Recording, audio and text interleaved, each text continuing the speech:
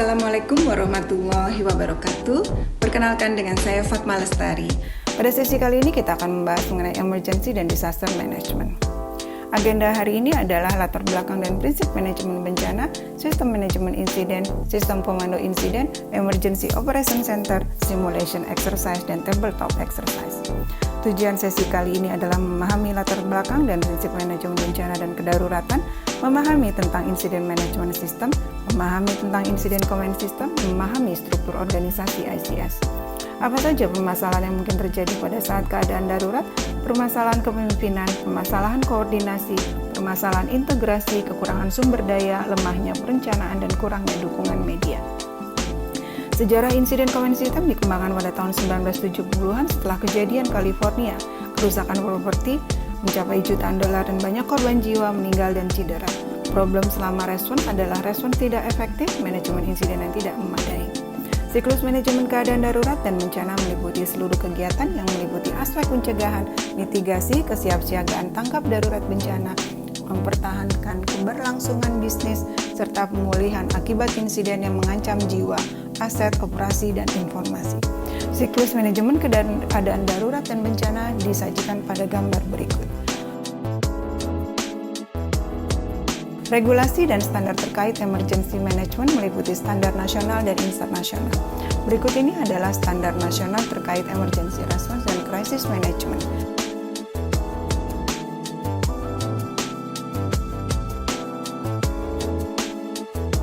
Berikut ini adalah regulasi dan standar internasional terkait emergency dan crisis management.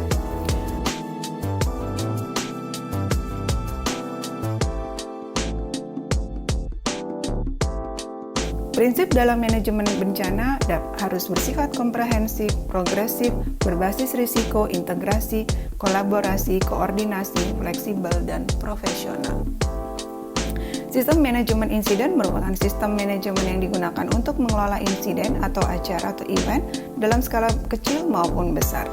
Sistem manajemen insiden secara efektif menanggulangi seluruh keadaan darurat meliputi bencana alam, kebakaran, ledakan, maupun oil spill, serta COVID-19. Sistem manajemen insiden merupakan kombinasi dari komunikasi, peralatan, fasilitas, personil, dan prosedur. Insiden command system atau sistem komando insiden adalah kerangka kerja insiden management system yang merupakan fondasi dan kombinasi dari komunikasi, peralatan, prosedur, fasilitas, dan personil.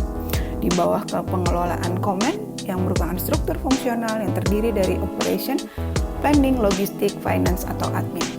Aplikasi ICS pada kecelakaan besar antara lain digunakan pada kejadian sebagai berikut.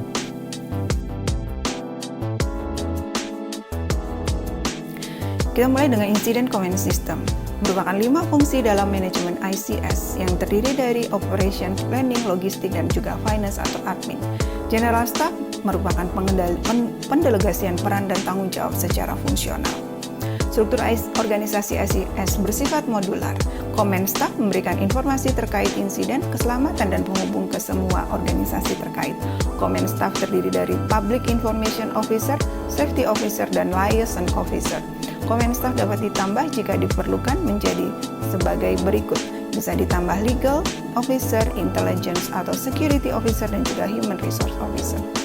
Peran dan tanggung jawab the leaders adalah Incident Commander menentukan insiden, objektif, strategi, dan prioritas. Sebagai pemimpin dalam mengelola respons insiden.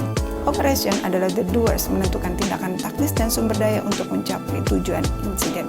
Mengarahkan respons insiden secara taktis.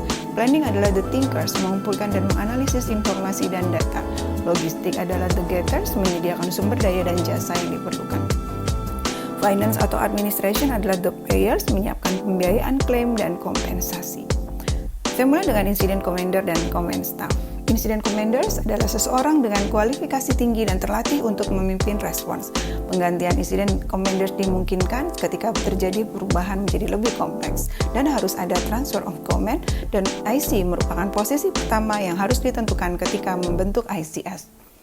Command staff terdiri dari Public Information Officer yang bertanggung jawab berkomunikasi dengan media dan publik. Safety Officer memberikan saran terkait aspek K3 dan Liaison Officer merupakan kontak utama bagi semua organisasi di luar perusahaan. Selanjutnya adalah General Staff.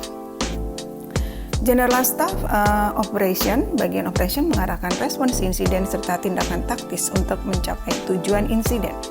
Planning logistik dan juga finance atau admin diaktifasi untuk mendukung incident response. Sebutan dalam struktur ICS adalah sebagai berikut. Incident Commander disebut sebagai Incident Commander, wakilnya kita sebut sebagai Deputy.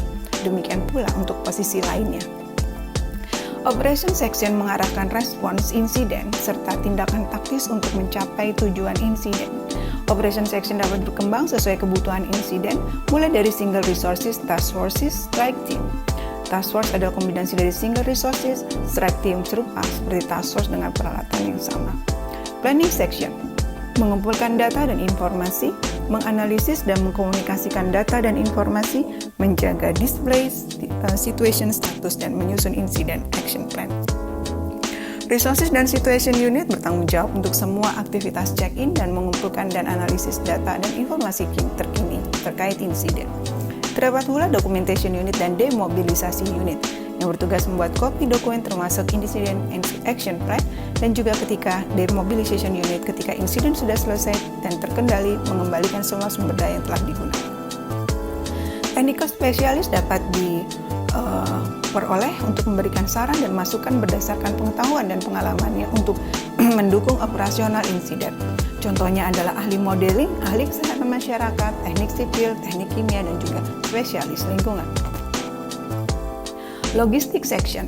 Logistic Section memberikan dukungan sumber daya dan jasa yang diperlukan, membantu menyusun Incident Action Plan dan mengelola personil dan sumber daya yang diperlukan terkait insiden. Communication dan Medical Unit. Communication Unit menyiapkan perencanaan komunikasi, menyediakan sistem komunikasi. Medical Unit mengembangkan medical plan, menyiapkan first aid dan medical treatment bagi korban insiden, serta menyiapkan prosedur jika terjadi major medical emergency. Food and Supply Unit. Food Unit menyediakan konsumsi dan minuman bagi personil yang terlibat selama insiden. Supply Unit bertanggung jawab mengelola suplai yang terkait insiden. Facilities dan Ground Support Unit. Facilities Unit menyediakan fasilitas terkait insiden. Ground Support Unit menyiapkan transportasi plan. Finance atau Admin Section melakukan monitoring pembiayaan dan administrasi terkait pembelian selama insiden. Time Unit dan Procurement Unit merupakan time unit adalah timekeeper untuk personil dan peralatan. Procurement Unit melakukan negosiasi dan kontrak dengan supplier. Compensation, Claims, dan Cost Unit. Compensation dan Claims Unit mengelola klaim terkait cedera maupun kerusakan aset. Cost Unit mengelola data pembiayaan, estimasi biaya, dan cost savings. Emergency Operation Center, lokasi terpusat sementara atau permanen tempat IMT berkumpul untuk mengelola respons. Nama bervariasi bisa EOC, PH, EOC, ataupun Situation Room. Simulation Exercise. Exercise adalah bentuk latihan, training, monitoring, atau evaluasi kemampuan meliputi simulasi bencana, di mana terdapat respons yang disimulasikan berdasarkan WHO Guide 2016. Sedangkan simulasi adalah sebuah kegiatan untuk menguji prosedur dan kesiapsiagaan serta kebutuhan untuk respons suatu bencana. Mengapa penting untuk menguji dan meningkatkan kesiapsiagaan? Merupakan bagian penting dalam program kesiapsiagaan bencana kesehatan masyarakat. Siklusnya adalah sebagai berikut yang dimulai dengan risk analysis dan planning, organizing, training dan equipment, serta exercising, evaluating, dan corrective action. Jenis-jenis exercise dapat berupa discussion-based exercise, yaitu yang kita sebut sebagai tabletop exercise. Operation-based exercise, drill, functional, dan juga field atau full-scale exercise. Sehingga terdapat 4 jenis exercise type dalam simulation exercise management. Tabletop exercise adalah diskusi yang difasilitasi untuk suatu situasi keadaan darurat atau bencana, bersifat informal, tidak memerlukan peralatan, tidak ada sumber daya yang dideploy, dan tidak terbatas waktu. Drill adalah latihan yang terkoordinir dan terarah, digunakan untuk menguji salah satu fungsi spesifik atau operasional, menggunakan peralatan dan perlengkapan yang tersedia, menguji fungsi tertentu secara berulang. Functional exercise atau FX adalah latihan interaktif untuk menguji kemampuan respons organisasi terhadap keadaan darurat, menguji beberapa fungsi dan rencana operasi serta respons terkoordinir.